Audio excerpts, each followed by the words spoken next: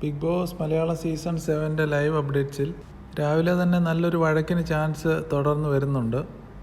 അതെന്താണെന്ന് വെച്ചാൽ അനീഷ് രാവിലെ എണ്ണിച്ചിട്ട് എല്ലാവരെയും ഇറിറ്റേറ്റ് ചെയ്ത് തുടങ്ങിയിട്ടുണ്ട്. ജിസൽ, ഷാനവാസ്, അതുപോലെ തന്നെ ബിൻസി, അവരെയെല്ലാം ഇറിറ്റേറ്റ് ചെയ്ത് നിങ്ങളുടെ ആളല്ലേ ഷാനവാസ്, അവന് കുറച്ച് പാൽ ഊട്ടിക്കൊടുക്ക് അങ്ങനെയൊക്കെ പറയുന്നുണ്ട്.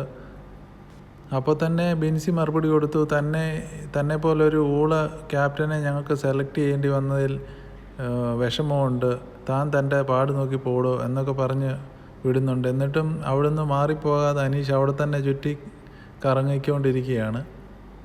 ഇതിലിപ്പോൾ ഒട്ടും താമസിക്കാതെ ഷാനവാസും അനീഷും തമ്മിൽ ഇന്ന് രാവിലെ തന്നെ ഒരു അടിക്ക് സാധ്യതയുണ്ട്.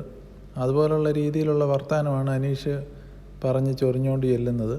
പിന്നെ അനീഷ് ചോദിച്ചുകൊണ്ടിരിക്കുന്നത്, നിങ്ങൾക്ക് 3 പേർക്കും ഒരു നിലപാടും വ്യക്തതയും നിങ്ങളുടെ സ്വന്തമായിട്ടുള്ള അഭിപ്രായം ഒന്നും ഇല്ലയെന്ന് ചോദിച്ചിങ്ങനെ നിൽക്കുന്നുണ്ട്. അത് ചോദിക്കുന്നത് ജിസൽ, ഷാനവാസ്, ബിൻസി, ശൈത്യ, അവരോട് 4 പേരോടും കൂടി ചോദിച്ച് ഇറിറ്റേറ്റ് ചെയ്തുകൊണ്ടിരിക്കുകയാണ്.